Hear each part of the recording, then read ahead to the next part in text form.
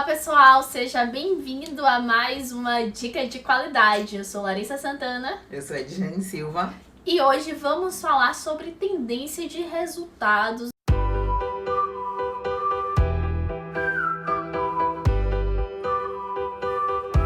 O que fazer quando você está avaliando lá os resultados dos pacientes e começa a perceber que determinado parâmetro está com a tendência ou para cima ou para baixo? O que a gente deve fazer nesses casos? Como se comportar? Quais ações a gente deve ter, Jane, diante de uma tendência aí de resultados? Bom, é uma situação bastante complicada, né? Você tem que estar bem atento a tudo que acontece dentro do laboratório e principalmente com seus resultados, né? Você não pode estar avaliando um resultado individualmente, porque você tem que analisar como é que está se comportando o seu equipamento. E como é que você faz essa análise para ver tendência de equipamento?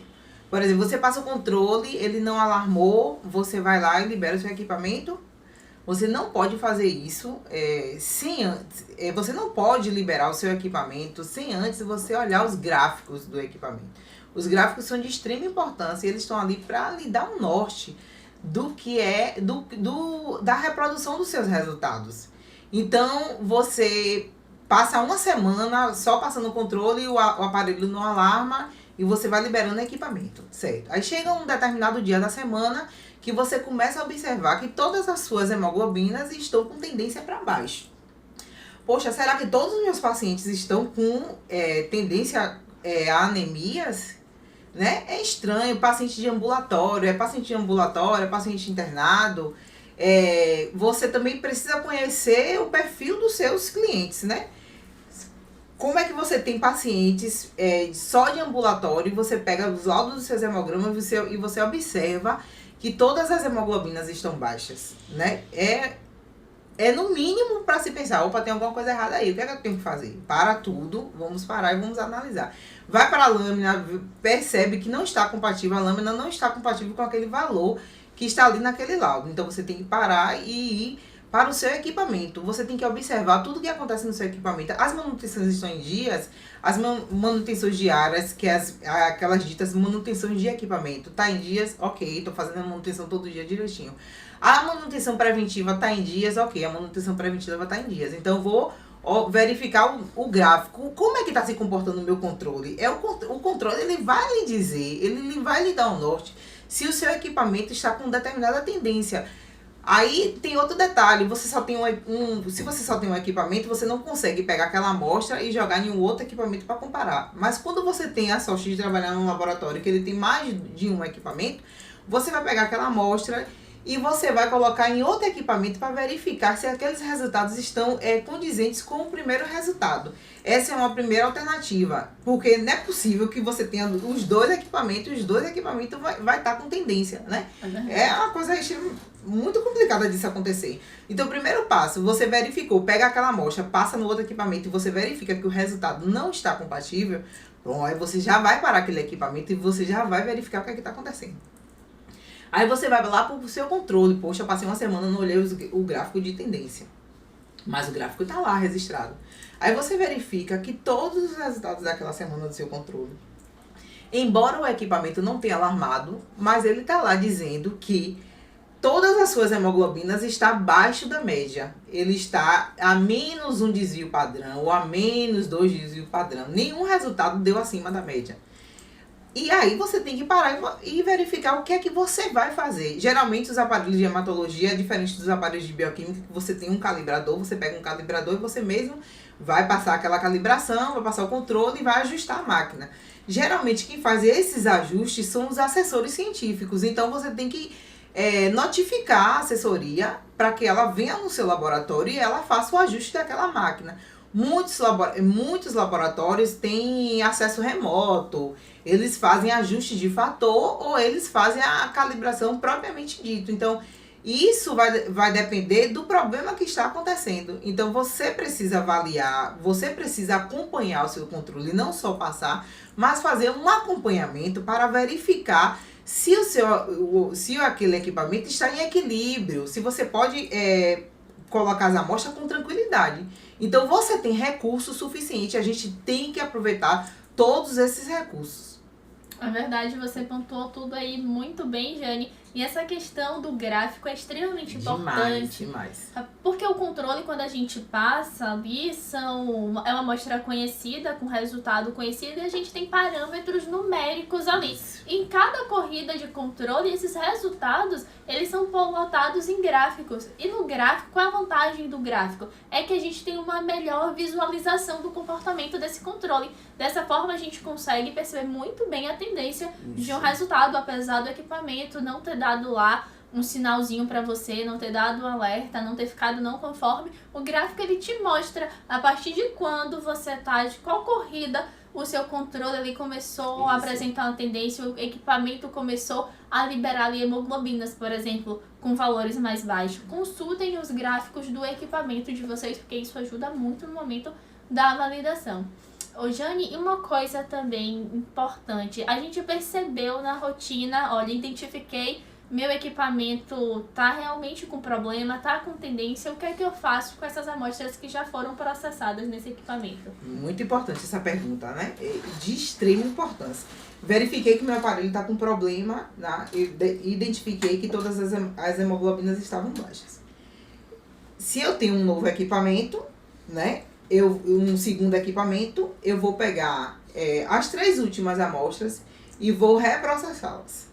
Se eu identificar que houve diferença de resultados, eu vou dando sequência.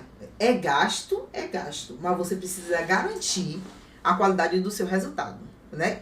Nessa hora a gente não tem que pensar no gasto, nessa hora a gente sempre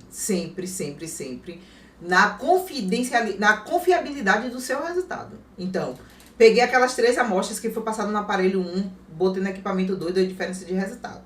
Eu vou lá e vou pegar mais 3 amostras e vou reprocessar. Deu diferença, eu vou puxando todas as amostras até chegar na amostra que eu não tive diferença de resultado. Então, é por isso que você tem que estar com os olhos ativos para você perceber o quanto antes que aquele equipamento está dando algum tipo de problema. Então, nós devemos estar atentos a tudo que acontece, em todos os fatores externos que acontecem até você ter o seu produto final. Então, observar sua rotina, passou o hemograma, começou a liberar os hemogramas, vai estar lá verificando. Se você tem uma rotina muito grande, você tem uma quantidade de pacientes que você vai avaliar que você não precisa de lâmina, são resultados normais. Aí você começa a perceber, poxa, deu a hemoglobina 9, aí o segundo paciente 9,5, terceiro paciente 8. Aí você já, peraí, eu tenho um perfil de pacientes que são de ambulatórios. Essas hemoglobinas tudo baixo, alguma coisa tá errada. Para aí esse equipamento, bora testar essa amostra no outro equipamento. E assim, com os olhos atentos, né? Para garantir que você tá liberando o resultado o mais próximo da realidade daquele paciente, né? Então, é nessa vibe aí. É verdade, a gente vai ter custos nessa repetição, mas é necessário porque o que importa ali, o que a gente precisa corrigir naquele momento é o resultado do paciente, liberar um resultado real para ele pagou por aquele resultado, por um resultado com qualidade, que vai satisfazer aí as necessidades do paciente, vai corresponder aí a clínica dele de fato, e com aquilo o médico vai poder acompanhar esse paciente, vai poder, como a gente sempre fala, confirmar ou não o diagnóstico, mas o paciente ele pagou por um laudo de qualidade, um laudo ali que vai satisfazer as necessidades dele. Ele procurou o seu serviço por um motivo e ele quer o laudo de qualidade. E se a gente identificou esse processo aí na rotina, a gente vai precisar ter esse retrabalho, mas a gente precisa liberar um resultado de qualidade. Então essa é a dica, pessoal. Você percebeu a tendência? Desculpa, Lari, mas tem outro detalhe aí também, né? Quando você percebe que é necessário a assistência técnica, ir lá, mexer no seu equipamento, ou fazer uma calibração, ou fazer um ajuste de fator, você tem que estar bem atento nesses ajustes que ele está fazendo. O primeiro passo, se ele vai usar de fato um calibrador, você precisa saber que aquele calibrador está dentro da validade, anota a loja daquele calibrador para problemas futuros, né? O segundo passo, ele fez um ajuste de fator. Como é que eu vou validar esse meu equipamento? Poxa, o assessor fez um ajuste de fator aqui na hemoglobina, né? E a gente sabe que isso acontece. Como é que eu vou validar? Às vezes ele pode fazer um ajuste e ele pode aumentar o valor de suas hemoglobinas de uma forma que não seja correta para o laudo do paciente. Por exemplo, questões numéricas. Que acaba interferindo, por exemplo, o paciente que é normal. Isso. Ele já pode estar com a hemoglobina maior do que o Exatamente. esperado. Então, como é que você vai validar isso? Você valida, depois da manutenção corretiva, você tem que passar seu controle para ver se está tudo direitinho. E se você quiser ter uma garantia maior, você tem que pegar aquela amostra, as 2 últimas ou as 3 últimas amostras, anterior ao problema e passar novamente para você verificar se está ok. Ou se você tem um segundo ou um terceiro equipamento que estão ok, você vai pegar aquela amostra daquele equipamento, do segundo equipamento ou do terceiro equipamento, e você vai passar naquele equipamento que acabou de ser feita a manutenção corretiva, para você saber se os parâmetros estão correspondendo. Da mesma forma que a gente compara os valores no erro total, esses valores também são comparados dentro do erro total. Você tem que saber, porque você não pode ter um limite de variação muito grande, né? Você precisa garantir o correto laudo para o paciente. Olha aí, é uma coisa importante que eu acredito que muitas pessoas não ficam atentas a isso, mas é necessário. A visita do assessor, é importante você acompanhar a visita, saber o que ele está fazendo, conhecer os procedimentos que vai ser realizado para saber se isso vai impactar na sua rotina, porque às vezes corrige ali um determinado problema e acaba surgindo um outro.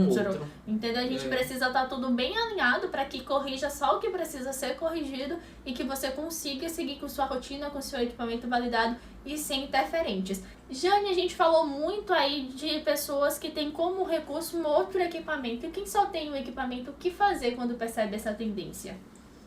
Aí a gente tem que fazer uma parceria aí com algum outro laboratório, porque a gente precisa evidenciar que a sua máquina pós-correção tá tudo ok, tá tudo certinho, que aquela correção feita pelo assessor, ela não vai sofrer nenhuma interferência nos seus laudos, né? Porque, por exemplo, a gente tá com a hemoglobina baixa, chama o assessor, ele faz um ajuste de fator. Aí, de repente, todas as suas hemoglobinas estão lá em cima, né?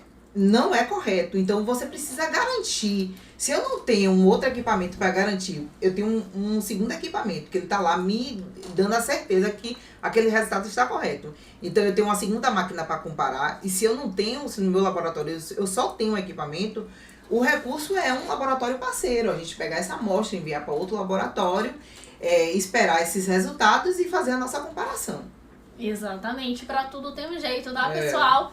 Quem quer dá um jeito, quem não quer dá uma desculpa, como diz aí nosso amigo Thiago. Mas, sem brincadeiras, isso é extremamente importante. A gente tem sim uma alternativa mesmo para quem tem apenas um equipamento. Sem contar o controle interno também, que ele vai lhe dar garantias de que seu equipamento tá bom. Às vezes a gente está falando de uma realidade, a gente precisa conhecer a realidade dos outros, né? Eu estou dentro de uma realidade num laboratório gigantesco de Salvador. Mas às vezes você está num laboratório no interior, que seu laboratório parceiro fica a 100 km de distância. Aí você vai esperar o resultado vir, a amostra chegar.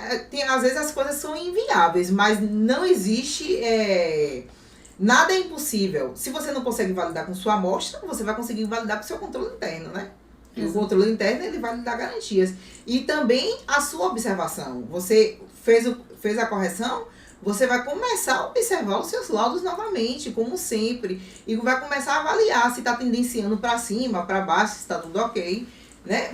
O analista ele precisa estar pronto para reconhecer todos os fatores, todas as interferências. É verdade. Né? Então, pessoal, Jane aí disse muitas coisas aí, muitas dicas pra gente, pra em casos de tendência a gente saber como agir e já ter aí uma noção. Espero que tenham gostado. Se vocês gostaram, comentem, curtem, compartilhem, porque a sua dúvida também pode ser a dúvida de um colega seu, tá? E não esquece, deixa aqui sugestão, porque a sua dica pode estar no próximo vídeo. Tchau, tchau.